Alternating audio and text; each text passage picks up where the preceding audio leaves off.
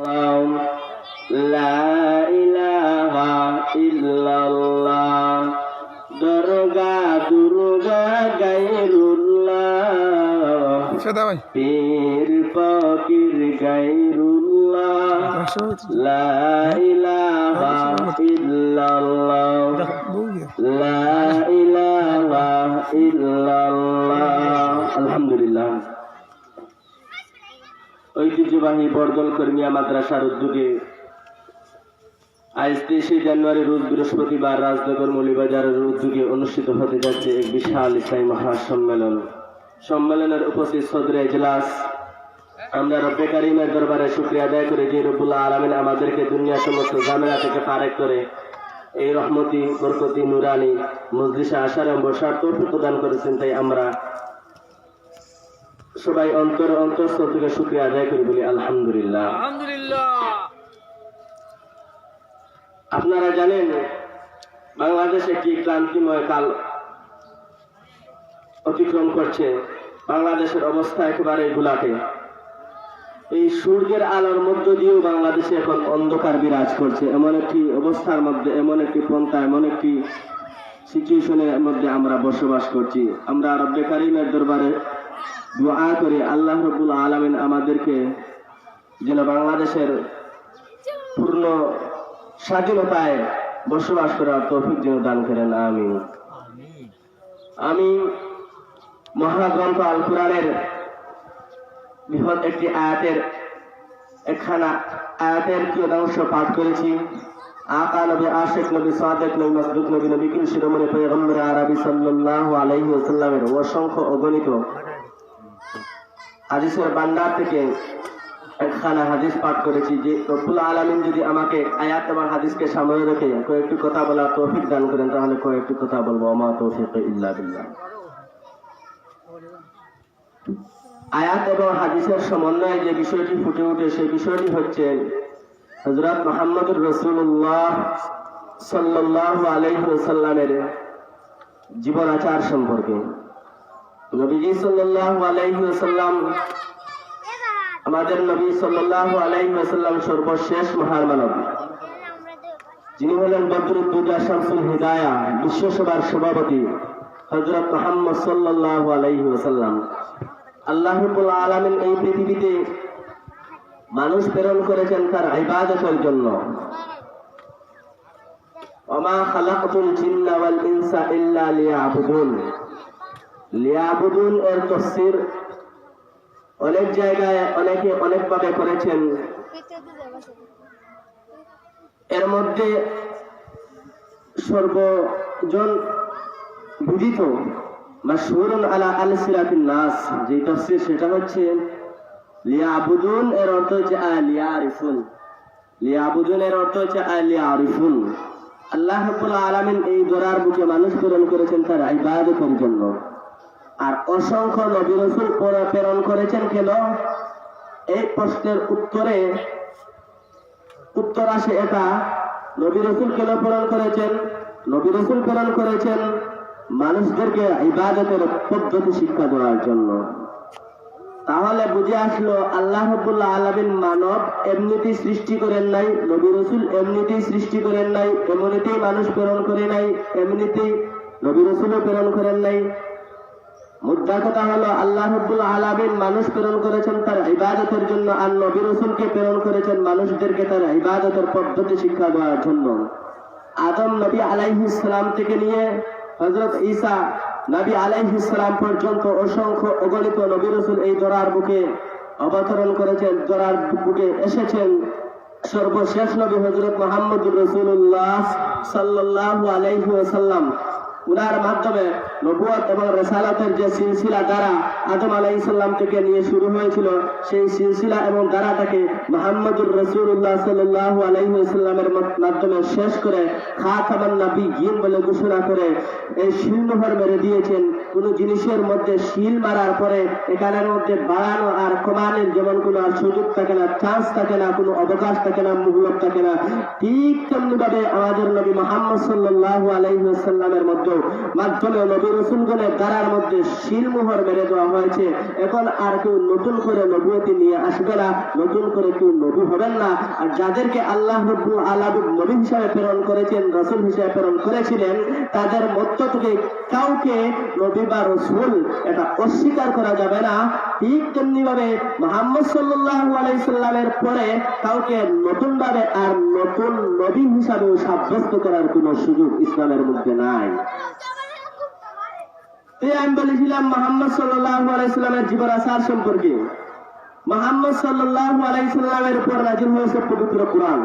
কোরআন হচ্ছে এমন একটি গ্রন্থ, এমন একটি কালাম। কোরআন হচ্ছে কালামুল্লাহ, আল কুরআনু কালামুল্লাহ গায়রু মাখলুকিন। কোরআন হচ্ছে সিফাত, আল্লাহ তাআলার সিফাত কোরআন। এই কোরআন হচ্ছে এমন সম্মানী, এই কোরআন যে ফেরেশতা নিয়ে নবীর কাছে এসেছেন, যে ফেরেশতা বহন করেছেন, ওই ফেরেশতা সমস্ত ফেরেশতা থেকে দাবি হয়ে গেছে। কোরআন নিয়ে এসেছে হযরত জিবরাইল আলাইহিস সালাম। জিবরাইল আলাইহিস সালাম অপরাপর সমস্ত ফেরেশতাদের মধ্যে দাবি হয়ে গেছে। এই কোরআন নাযিল হয়েছে কোন জায়গায়? বাংলাদেশের সংসদে। কোরআন নাযিল হয়েছে কোথায়? আমেরিকায়। কোরআন নাযিল হয়েছে সর্বপ্রথম যে জায়গা, সেই জায়গা নাকি গারে হেরা। গারে হেরার দাম পর্যন্ত বেড়ে গেছে। আপনাদের বর্ধমান এলাকায় এমন জায়গা আছে, এমন কিছু মাটির জায়গা আছে, ওই মাটির জায়গা তো গারে হেরাই তো মাটির জায়গা, কিন্তু ওই বর্ধমান জায়গার দাম আর গারে হেরার জায়গার দাম কি সমান? না, সমান না। কারণ ওই জায়গায় জিবরাইল আলাইহিস কোরআন নিয়ে এসেছিল রাসূলের উপরে, ওই জায়গায় কোরআন নিয়ে আসার কারণে ওই জায়গার দাম বেড়ে গিয়েছে। কোরআন নাযিল হয়েছে সৌদি আরবে, সৌদিতে, কুরাইশে, এর জন্য এই দেশের দাম বেড়ে গিয়েছে। এই কোরআন নাযিল হয়েছে আমাদের নবী মুহাম্মদুর রাসূলুল্লাহ সাল্লাল্লাহু আলাইহি ওয়াসাল্লামের কারণে, যার কারণে আমাদের নবী সাল্লাল্লাহু আলাইহি ওয়াসাল্লাম সর্বশ্রেষ্ঠ নবী হয়ে গিয়েছেন। এই কোরআন নাযিল হয়েছে রমজান মাসে, এজন্য 12 মাসের মধ্যে, আরবি 12 মাসের মধ্যে রমজান মাসের দাম বেড়ে গেছে। এই কোরআন নাযিল হয়েছে শবে বরাত, এই শবে কদরে, শবে কদরের দাম বেড়ে গিয়েছে। এই কোরআনের সাথে সম্পর্কে যদি আমরা যদি গঠন করে নেই, এই কোরআনের সাথে যদি তাআল্লুক আল্লাহ, আমরা যদি কোরআনের সাথে তাআল্লুক সম্পর্ক যদি গঠন করে নেই, এই কোরআন যার সঙ্গে লাগবে সেই দামি হয়ে যাবে। এই কোরআন যদি কোরআনের সঙ্গে যদি আমরা যদি সম্পর্ক গঠন করে নিই, তাহলে আমাদের দাম অবশ্যই বেড়ে যাবে। এই কোরআন একটি কাপড়, ছোট কাপড় আপনি এখানে রাখতে পারেন, যদি জমিনে পড়ে যায় কোনো সমস্যা নাই। এটা যে শাড়ি, এটা যদি এই বড় একটা এই ধরেন বড় একটা এই শাড়ি, কাপড়, রুমাল পড়ে গেছে জমিনে, এটাকে কেউ তুলে কি চুমু দিবে, মুখে লাগাবে না। কিন্তু 10 টাকা দামের কাপড় কোরআনের মধ্যে লাগছে বস্তনি হিসাবে, এটা যদি জমিনে পড়ে যায়, সাথে সাথে জমিন থেকে তুলে মুখে লাগায় চুমা দেয়, ঠিক কিনা? তাহলে বোঝা গেল সেটাকে, সেই কাপড় দাম 10 টাকা, কিন্তু মানুষ চুমা দিল কেন, মুখে লাগাইলো কেন, বুকে লাগাইলো কেন? কারণ এই কাপড়টা কোরআনের সঙ্গে লেগে গেছে। আচ্ছা বলেন তো, আপনাদের বর্ধমান এলাকাতে কত গাছ আছে? না গাছ আছে, একটা গাছের ডাল, একটা লাকড়ির টুকরা যদি মানুষের খাওয়া লাগে না, মানুষের তো একটু সালাম আলাম করে লাগে না। কোন সময় দেখবা এমন লাকড়ি দিয়া 5 তলা বিল্ডিং এর কাজ, 5 তলার উপরে খাচ্ছে। আবার কোন সময় দেখবা এই লাকড়ি দিয়া কিতাবের বাথরুমের নিচে খাপ করে, এই লাকড়ি দিয়া কোনো কাজ ব্যবহার করে। কিন্তু যদি এই লাকড়িটা রাবার হিসাবে যদি তৈরি হয়ে যায়, এই লাকড়ি দিয়া যদি রাবার বানানো হয়ে যায়, তাহলে বলেন তো এই রাবারটা যদি মাটিতে পড়ে আসার খায়, খেয়ে খাওয়া লাগে, মানুষে কি ওলা রাখি দেয় না, আতো তুলিয়া সম্মান করে চুমা দিয়ে বুকে লাগায় এরা করে জানে কেন করে? কারণ এই লাকড়িটা, এই কাঠটা কোরআনের সাথে লেগেছে, কোরআনের সাথে লাগার সাথে সাথে সেই লাকড়ির পর্যন্ত দাম বেড়ে গেছে। এই কোরআনের সঙ্গে লাগার সাথে সাথে কাপড়ের দাম বেড়ে গেছে। এই কোরআন যে মাসে নাজিল হয়েছে সেই মাসের দাম বেড়ে গেছে। এই কোরআন যে ব্যক্তির উপরে নাজিল হয়েছে সেই ব্যক্তির দাম বেড়ে গেছে। এই কোরআন যেই জায়গায় অবতীর্ণ হয়েছে সেই জায়গার দাম বেড়ে গেছে। ঠিক তেমনি ভাবে আমরা যদি সেই কোরআনের সঙ্গে যদি সম্পর্ক গঠন করতে পারি, আমাদেরও শান মান আল্লাহ রাব্বুল আলামিন বাড়িয়ে দিবেন, ঠিক কিনা? কিন্তু শান মান আমাদের নাই কেন? আমাদের কথা কোথায় চলনে উঠোনে বসনে ফিরনে খাওয়ানে উঠোনে বসনে যখন কোনো অবস্থাতেই কোরআনের সঙ্গে আমাদের সম্পর্ক নাই। আমাদের আদর্শ হয়ে গেছে লেনিন আলকান মাস, আমাদের আদর্শ হয়ে গেছে বিশ্ববিখ্যাত মেসিরা, কিন্তু নবীরা নাই। ওই যুবক, তোমার আদর্শের আইডল তুমি কাকে বানাইবা? তোমার আদর্শের আইডল তুমি নিজেই বেছে নাও। তোমার আদর্শের আইডল মেসি নয়, তোমার আদর্শের আইডল তুমি কি কাউকে যদি বানাইতে হয় তাহলে তুমি নবীকে বানাও। তার কারণ নবীজি সাল্লাল্লাহু আলাইহি ওয়াসাল্লামের আদর্শ যদি কেউ না মানে তাহলে পরকালে তোমার যত ইবাদত করো, তোমার ইবাদতের মধ্যে যদি তোমার নবীজির আদর্শের যদি মেডিসিন যদি না থাকে, তোমার চলনে উঠোনে বসনে ফিরনে তোমার অর্থাৎ তোমার ব্যক্তিগত জীবন, সাংসারিক জীবন, পারিবারিক জীবন, আন্তর্জাতিক জীবন, রাষ্ট্রীয় জীবন, রাজনৈতিক জীবন, অর্থাৎ প্রত্যেক জীবনের মধ্যে যদি তোমার নবীর আদর্শ যদি না থাকে, নবীর আদর্শের মেডিসিন যদি না থাকে, তাহলে কোন জীবনে তোমার শান্তি আসবে না। দেখেন, অনেক মানুষ, অনেক হাজি সাহেব হজ করে, হজ করার আগে বিয়ে হয়তো 5টা, হজ করিয়া ইয়া খায় 10টা, বলে তো তার হজ বলেছিনি। আবার অনেক হাজি সাহেব দেখা যায় টাকা পয়সা নাই, তেমন একটা কিছু নাই, দেশের মধ্যে কি করে রিস্কা চালায়। রমজান মাসে গিয়া দেখা যায় পবিত্র বাইতুল্লাহ জিয়ারত করতেছে। রমজান যাওয়ার আগে সে নফল নামাজ পড়তো দিনে রাত্রে 10 রাকাত, হজ করার পরে দেখা যায় সে নফল নামাজ পড়ে 20 রাকাত। কেন? ওই ব্যক্তি হজ করার আগে বিয়ে হয়তো 3টা, হজরে আইসা হয় 10টা, ওই ব্যক্তির হজ যাওয়ার আগে নফল পড়তো 10 রাকাত, হজ করিয়া আইয়া নফল পড়ে 20 রাকাত। কেন? কারণ এক কথা, এর উত্তর হলো ওই প্রথমোক্ত ব্যক্তির হজের মধ্যে নবীজির তাকওয়ার মেডিসিন ছিল না, নবীজির সুন্নতের মেডিসিন ছিল না। দ্বিতীয় ব্যক্তির হজের মধ্যে নবীজির সুন্নতের মেডিসিন ছিল। রাসূলের সুন্নতের মেডিসিন থাকার কারণে সে সমস্ত অপকর্ম থেকে সে বেঁচে গিয়েছে। সেই সমস্ত অপকর্ম থেকে যেই বাঁচবে সেই হচ্ছে মুত্তাকি। আল্লামা জালালউদ্দিন সুয়ুতী রাহমাতুল্লাহি আলাইহি তাফসীরে জালালাইনের মধ্যে প্রথম খণ্ডের মধ্যে উল্লেখ করেছেন, মুত্তাকিন ও হুদাল্লিল মুত্তাকিন, মুত্তাকি শব্দের ব্যাখ্যার মধ্যে উল্লেখ করেছেন আসসাইরিনা ইলা তাকওয়া বিইমতিসালিল আওয়ামিরি ওয়া ইজতিনাবিন নওয়াহি বিইত্তিকাইহিম বিযালিকান নার। অর্থাৎ ইমতিসালুল আওয়ামির ওয়া ইজতিনাবিন নওয়াহি, এই শব্দটাকে অধিকাংশ মুফাসসিরিনে কেরাম, মুহাদ্দিসিনে কেরাম, মুফতিয়ানে কেরাম, ফকিহবিদ তাদের সংজ্ঞায়নের মধ্যে, তাকওয়ার সংজ্ঞায়নের মধ্যে এই মূল এই শব্দটাকে এনেছেন। অনেকভাবে সংজ্ঞায়িত করেছেন তাকওয়াকে, ঈমানকে, ইখলাসকে। তবে মূল যে থিওরিটা ইমতিসালুল আওয়ামির ওয়া ইজতিনাবুন নওয়াহি, সৎ কাজের আদেশ এবং অসৎ কাজ থেকে নিষেধ, এই বিষয়টা যার মধ্যে থাকবে সেই মুত্তাকি। আমি বলছিলাম আমাদের নবী মুহাম্মদ সাল্লাল্লাহু আলাইহি ওয়াসাল্লামের কথা। নবী মুহাম্মদ রাসূলুল্লাহ সাল্লাল্লাহু আলাইহি ওয়াসাল্লাম, তার মূল নাম হচ্ছে মুহাম্মদ। জমিনবাসীর কাছে তার পরিচিত নাম হচ্ছে মুহাম্মদ, আসমানবাসীর কাছে তার পরিচিত নাম হচ্ছে আহমদ। ঈসা আলাইহিস সালাম সংবাদ দিয়েছিলেন পবিত্র কোরআনের মধ্যে, সূরা সফের মধ্যে এসেছে, ওয়া মুবাশশিরাম বিরাসূলি ইয়াতি মিন বাদি ইসমুহু আহমদ। এমন একজন নবী আগত হচ্ছেন যার নাম হবে ইসমুহু আহমদ, তার নাম হচ্ছে আহমদ। আহমদ মুহাম্মদ উভয়টি একই মাত্রা, অর্থ হচ্ছে প্রশংসা। মুহাম্মদ ইসমে মাফউল, ইসমে তাফজিল, ইসমে তাফঈল হচ্ছে ইসমে মাফউল, অর্থ মুহাম্মদ এর অর্থ প্রশংসিত। আহমদ এর অর্থ হচ্ছে অধিক প্রশংসা, যদি এটা ইসমে তাফজিল যদি করা হয়। আর যদি ইসমে ওয়াহিদ মুতাকাল্লিম করা হয় মুজারা থেকে, তাহলে আমি প্রশংসা করছি বা করবো। এটাই তো মুফতিয়ানে কেরাম রয়েছে ইসমে তাফজিল। আমাদের নবী মুহাম্মদ রাসূলুল্লাহ সাল্লাল্লাহু আলাইহি ওয়াসাল্লামের আদর্শ সুন্নাত আমাদের প্রত্যেক জীবনে আমরা পালন করব। নবীজি সাল্লাল্লাহু আলাইহি ওয়াসাল্লাম এর জীবনকে কয়েকভাবে ভাগ করা যায়। রাসূলের জীবনী, মক্কি জীবনী, মাদানী জীবনী এভাবে ভাগ করা যায়। আবার কেউ এভাবে ভাগ করেছেন নবুয়তের আগের জীবনী, কেউ এভাবে ভাগ করেছেন নবুয়তের পরের জীবনী, কেউ আরো কতভাবে সংজ্ঞান করেছেন, অনেকে অনেকভাবে ভাগ করেছেন।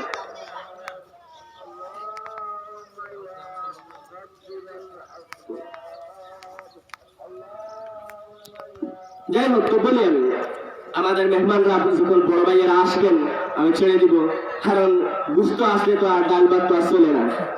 তো বড় ভাইয়েরা আসলে আমি চলে যাবো ইনশাল্লাহ। মাইকে খালি এই জন্য আমরা এগুলা ওই মাঝখানে হলাম নাচের পুতুল আমরা। যাই হোক, তো আমি বলছিলাম আমাদের নবীর কথা। আমাদের নবী মুহাম্মদ রাসূলুল্লাহ সাল্লাল্লাহু আলাইহি ওয়াসাল্লাম কেমন নবী ছিলেন, কেমন নবী? আমাদের নবী সাল্লাল্লাহু আলাইহি ওয়াসাল্লাম তার চেহারা কেমন ছিল?